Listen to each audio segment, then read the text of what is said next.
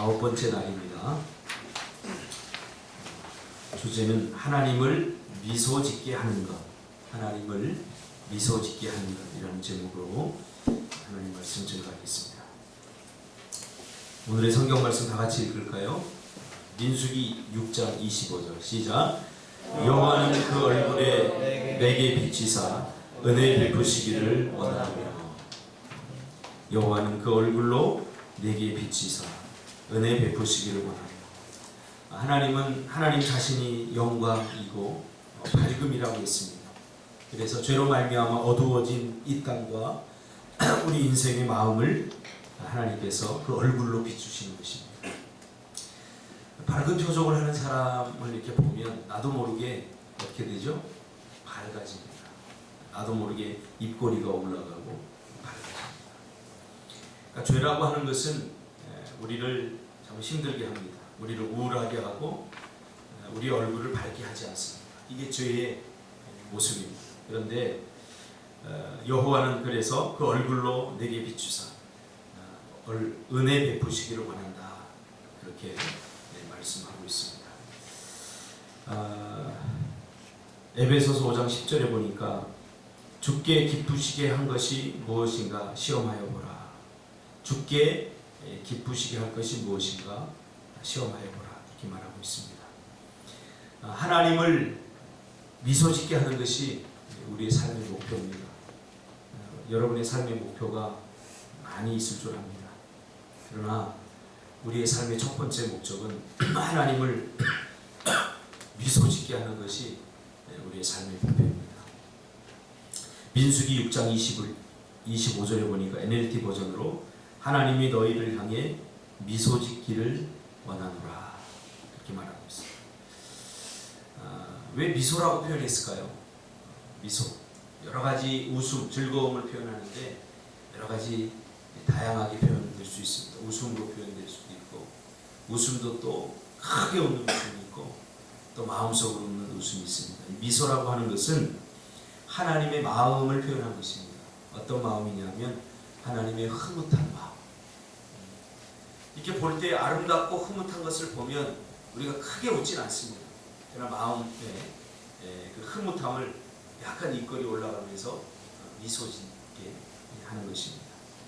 그러니까 성경에 보면 하나님의 웃음을 다양하게 표현하고 있는데 하나님의 즐거움을 다양하게 표현하고 있는데 특별히 흐뭇하게 표현할 때를 우리가 미소 짓는다 이렇게 표현하고 있습니다. 우리 구약에 보면 하나님을 미소 지게 했던 사람이 있습니다. 바로 노아입니다. 노아는 에베소서 5장 10절 말씀처럼 주께 기쁘시게 할 것이 무엇인가 날마다 시험하면서 살았던 사람입니다. 도덕적으로 파탄 상태였던 노아의 때, 그렇죠? 모든 사람들이 다 자기 소견에 오른 대로 살았고 죄와 더불어서 삶의 기준이 자기 마음이었죠. 자기 마음대로 뜻대로 살아가고 있는 그 시대를 우리가 도덕적 파탄의 시대라고 이렇게 표현하고 있습니다. 그 도덕적 파탄 상태였던 노아의 때에 사람들은 하나님의 기쁨이 아닌 자기의 기쁨을 추구했으나 노아는 주님의 기쁨이었습니다.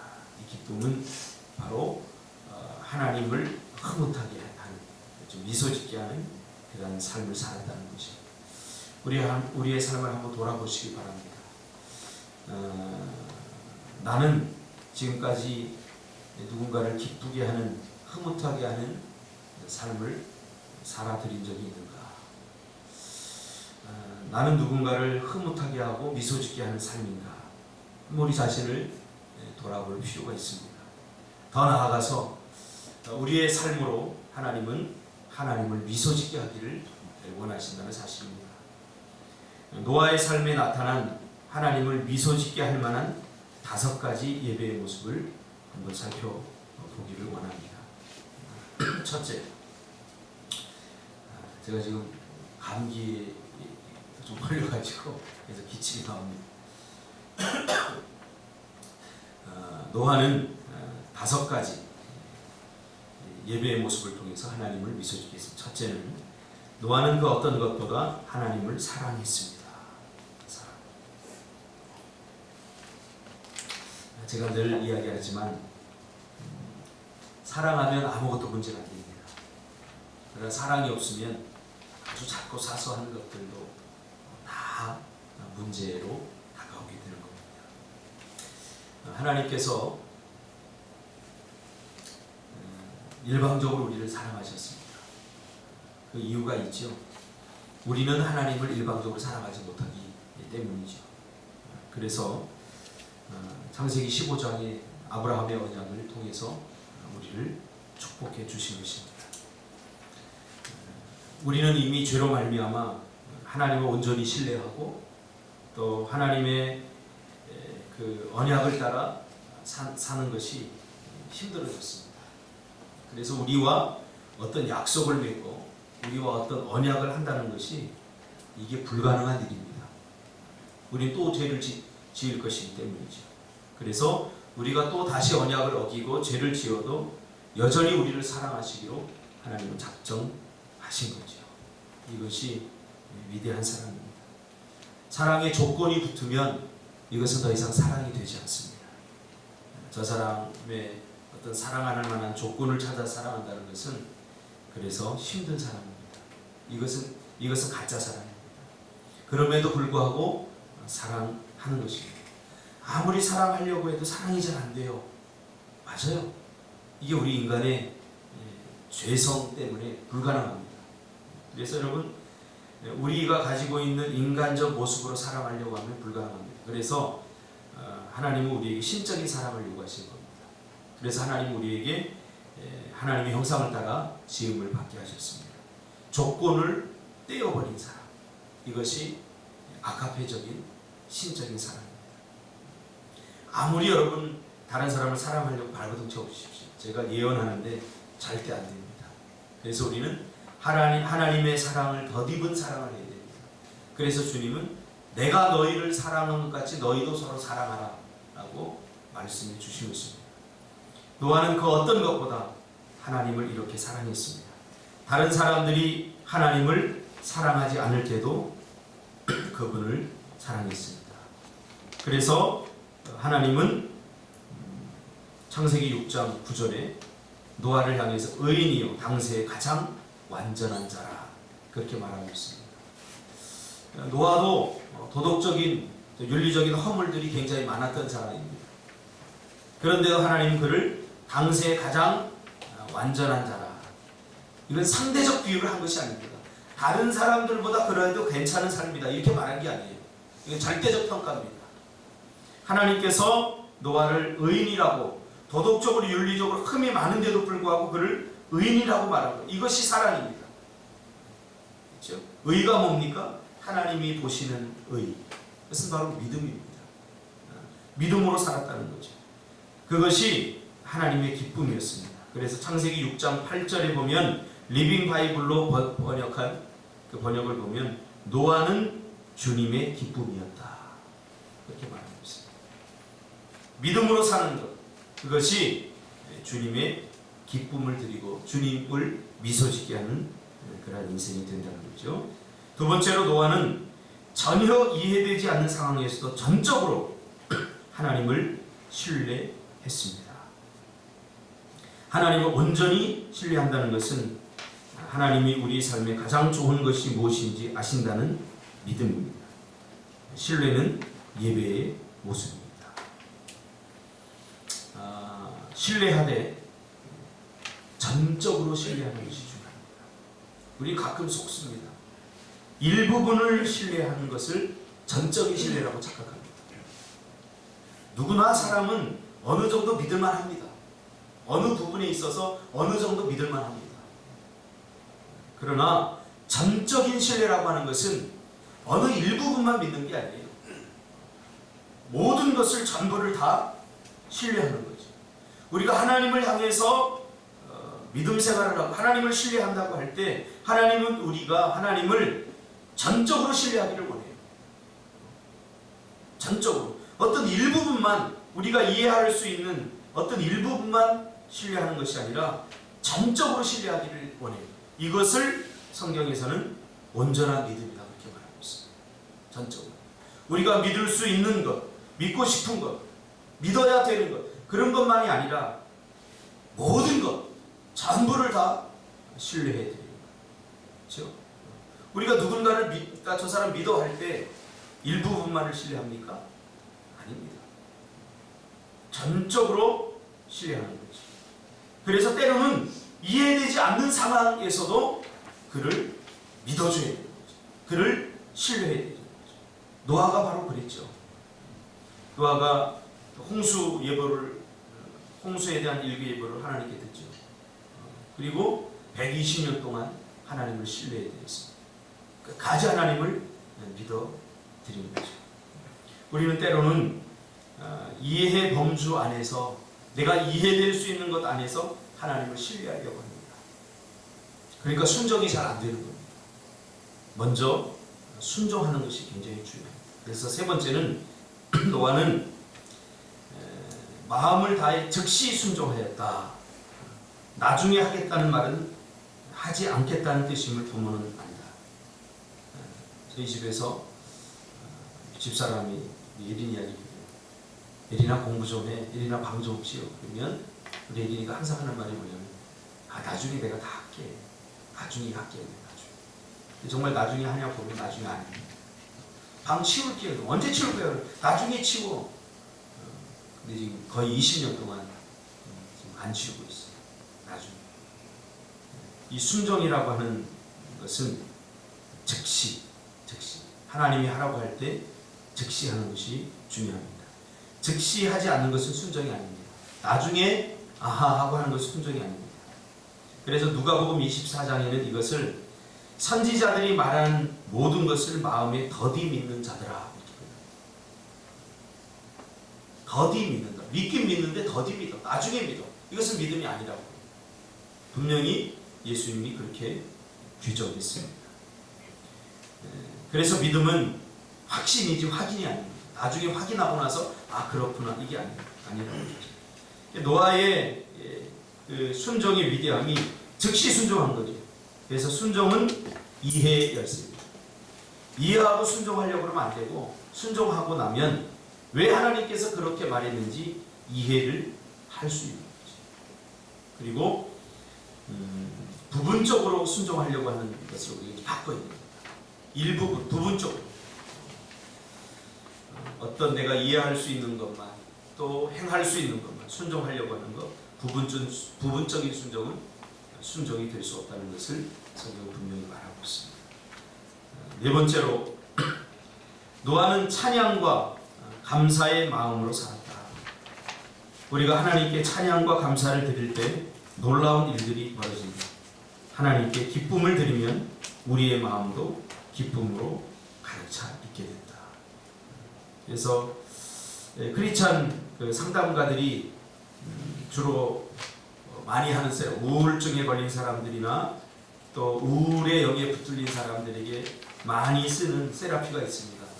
그게 뭐냐면 찬양의 세라피입니다. 노래 부르기 합니다.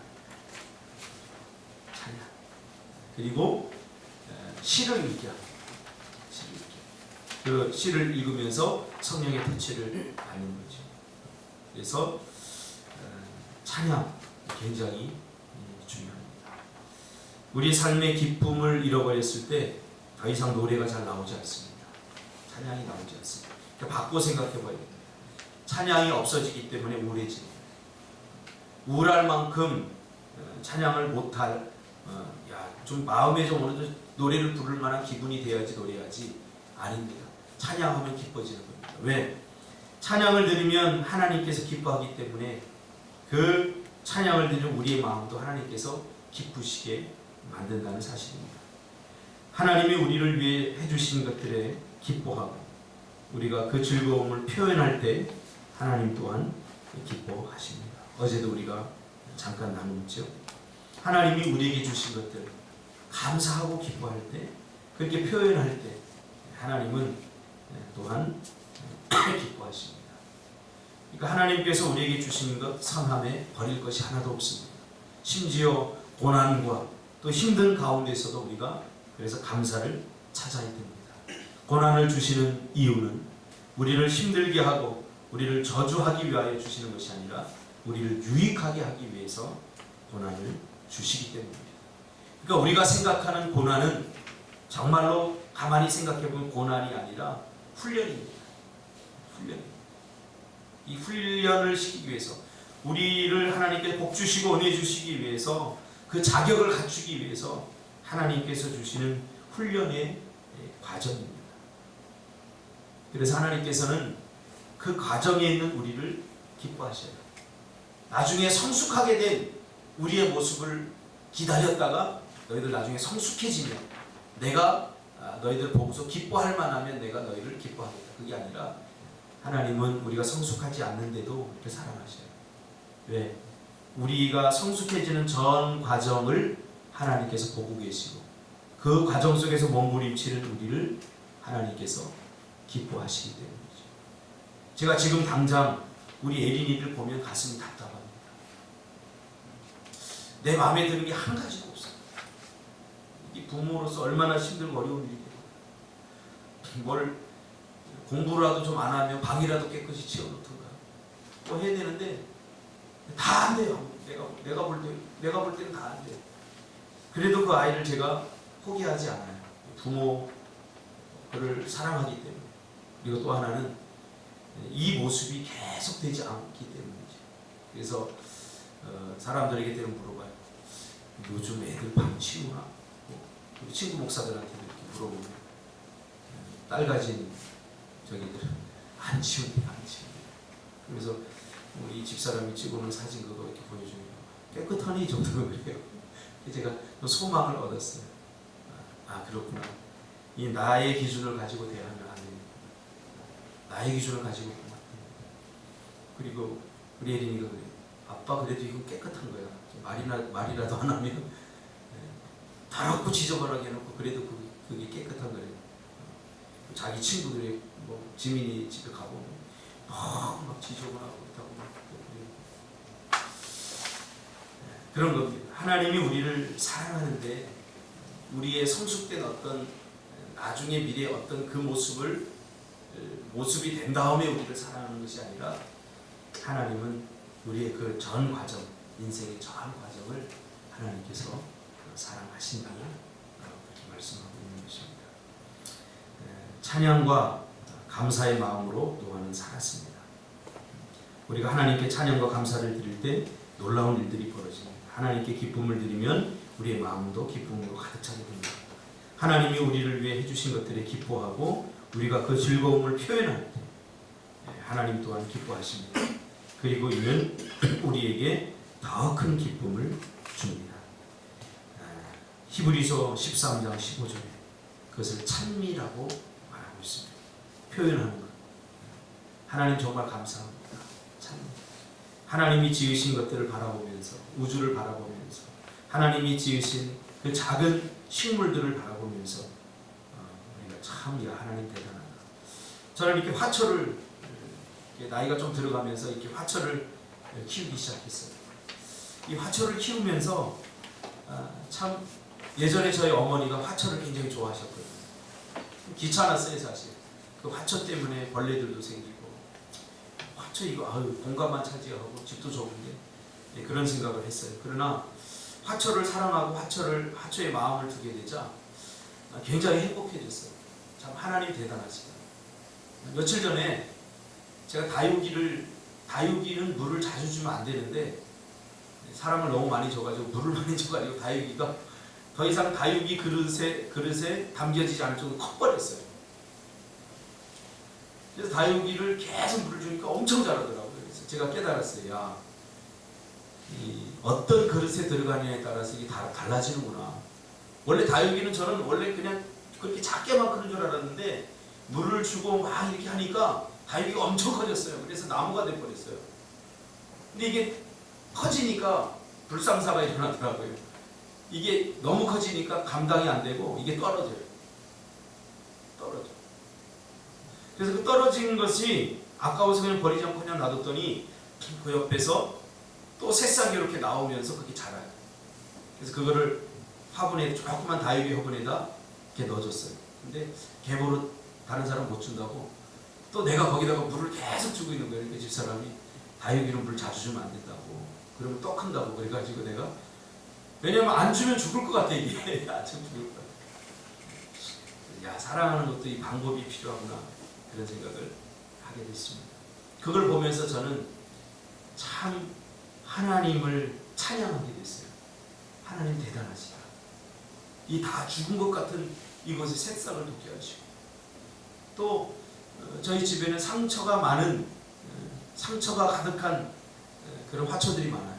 또 하나는 나무가 하나 있는데, 옥상에다가 제가 올라가 보니까 우리 동에 사는 사람들이 죽은 화분을 다 갖다 버렸어요.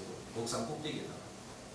지난 겨울에 요만한 그 분재한 나무를 하나 버렸어요. 누가 버렸는데, 겨울 다 지나서 봄 한 2월달 3월달쯤 되니까 그 나무 끝에서 요만하게 파란 싹이 하나 돋아나는 거예요. 이게 사는 거죠. 그래서 제가 그걸 갖다가 또 물을 주고 정성껏 키웠더니 이제는 그냥 아주 이런 나무, 푸른 나무들이 막 자랐어요. 그것을 보면서, 야, 하나님 참 대단하다. 다 죽은 것 같았는데 거기서 싹을 돋게 해요. 우리가 찬양하려고 하면 모든 것이 다 감사하고 모든 것이 다 찬양거리입니다. 시편 116편 17절에 보면 또 감사로 찬양을 하게 되죠. 예수님의 그 희생으로 말미암아 우리는 더 이상 희생제물, 동물을 잡아다 하나님 앞에 드리는 예배는 드리지 않게 되지만, 대신에 우리는 참 찬양과 또 감사의 제사를 드리라고 주님은 말씀하고 있는 것입니다. 찬양하는 것이, 찬미하는 것이 감사, 제사고, 그리고 감사하는 것이 제사라고 성경은 말하고 있습니다. 다섯 번째, 노아는 하나님이 주신 재능과 능력으로 살았습니다. 영적인 활동뿐 아니라 죄를 제외한 일상이 하나님을 기쁘시게 할 수 있습니다. 세속적인 능력이란 없습니다. 단지 능력을 오용할 뿐입니다. 하나님의 기쁨을 위해 능력을 발휘해 보십시오. 야고보서 2장 24절에 보면 우리가 믿는 것뿐만 아니라 하는 행동들로 하나님을 기쁘시게 한다라고 그렇게 말하고 있습니다. 하나님이 우리에게 주신 재능, 능력들을 우리의 삶 가운데서 활용하시기 바랍니다. 내용 요약 생각할 좀 여러분 내용을 요약하시고요. 오늘 하루 반복해서 생각하고 묵상해 보세요. 내가 하나님을 신뢰할 때 하나님은 미소 지으십니다. 삶으로 떠나는 질문. 첫째, 당신은 자녀가 당신에게 기쁨을 주는 때는 어떤 모습을 보일 때입니까? 두 번째, 당신이 하나님을 기쁘시게 하는 일이 있습니다. 당신의 삶 가운데서 한번 찾아보십시오. 한번 찾아보세요. 우리가 하나님을 기쁘시게 하는 일들을 우리가 하루 중에 하고 있습니다. 그것이 무엇인지 한번 찾아보세요. 저도 이렇게 찾아보면서 깜짝 놀랐어요.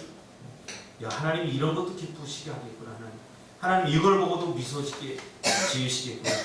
찾아봐야 알아요. 찾아보지 않으면 이게 그냥 넘어가요. 근데 그것을 찾아봄으로써 어떤 유익이 있냐면 우리의 삶이 더 디테일해집니다. 더 세밀해집니다.